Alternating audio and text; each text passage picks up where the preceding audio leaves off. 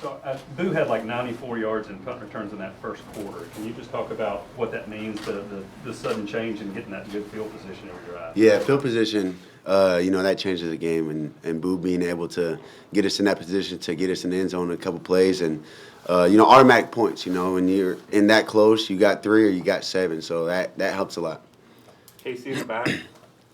Joey, your mom and grandmother being at the game, have they expressed to you what it means for them to be here, watch you run through the tee and play your first game at Neyland? Yeah, for sure. I had about 12, 13 family members from California come out, 8 family members from out this way that came out. So had a deep little section in the stands. But, it's awesome to have them be able to come out here, especially my grandma. Travel, especially from California, is hard for her. So just being able to go out there and just play football, knowing that it makes them happy, and just representing, Tennessee and them, brings a lot of joy and just makes me super grateful to be out there. Emily and then Mike. Kind of bouncing off that same question Casey just asked, that 53-yarder to Mike Matthews, your grandma in the stands was just hysterical after just crying her eyes out. I mean, what does that mean to you, knowing that she's watching you and she could come into battle for this game for you? It's awesome. I mean, I wish I could show you guys videos of my siblings sending me videos of her at home, but she's screaming at the TV at penalties and things like that. So she's just a bundle of joy, and I'm super grateful to have her as my supporter, and super glad she was out here to experience it in person. Max, when you went out for that 53-yarder, was it on your mind, the cookies element? I mean, how do you keep the cookies out of the mind and just focus on the field goal? What did it mean to honestly deliver that to people? It actually was on my mind, which probably isn't a great thing, not something you should be focused on. But I was going out there and I was balls in the 35. I was like, wait, this could be the promo. But no, that was an awesome feeling. Shout out Bennett Brady and Jackson Ross for the whole operation. But everyone go to Moonshine Mountain Cookies on Monday. Joey, on the touchdown to Mike, you were pointing, directing traffic when you were rolling out. Were you throwing it to him or were you throwing it to Travis? Who were you? Yeah, I was throwing it to Mike. As I was rolling, there was a lot of green grass left side of the field. Trav was clearing out, so I told Mike to get in that area.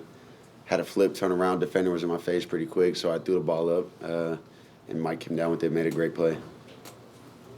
Adam. Chris, you and Mike both had over 100 yards today, 3 touchdowns between you. How important was it for the receivers to have a big game like this going into conference play? I think it was real important. Gives us some confidence going into next week. Gets us on the same track with the quarterback too, so it was a pretty good game. Austin. Chris, year 2 in the offense for you.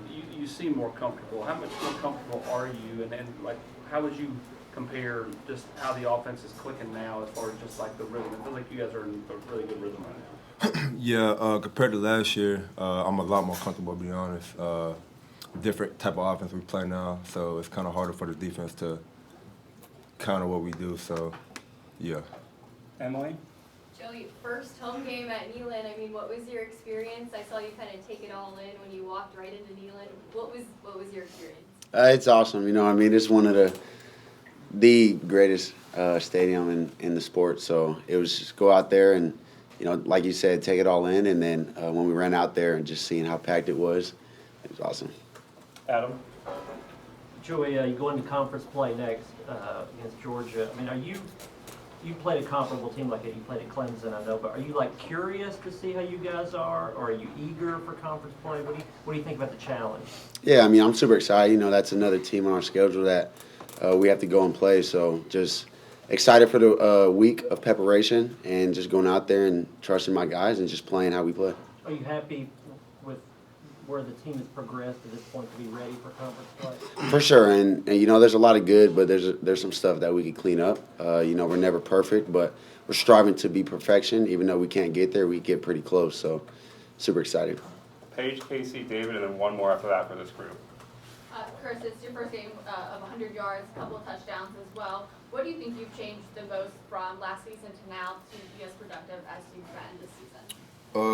Last year, playing in this type of offense with the speed and tempo was kind of a struggle for me a little bit. So now I'm really comfortable with it my second year, so I'm just out there playing football, really. Casey? Same thing. following along the same lines for Chris, just being able to have 2 receivers over 100 yards, what do you think that says about the wide receiving room as a whole? I think we're pretty good. So I think it just goes to show y'all that we're a pretty good unit. David? Chris, another one for you. I mean, when you think about you and Braylon and Mike, it seems like y'all have been getting a lot of the work these first 2 games, especially the first game in the first half today. How different has that been? There hadn't been as much rotation with the receivers. It seems like it's mainly been y'all 3. How's the stamina as far as you guys holding up? Oh, we're good. We're all good.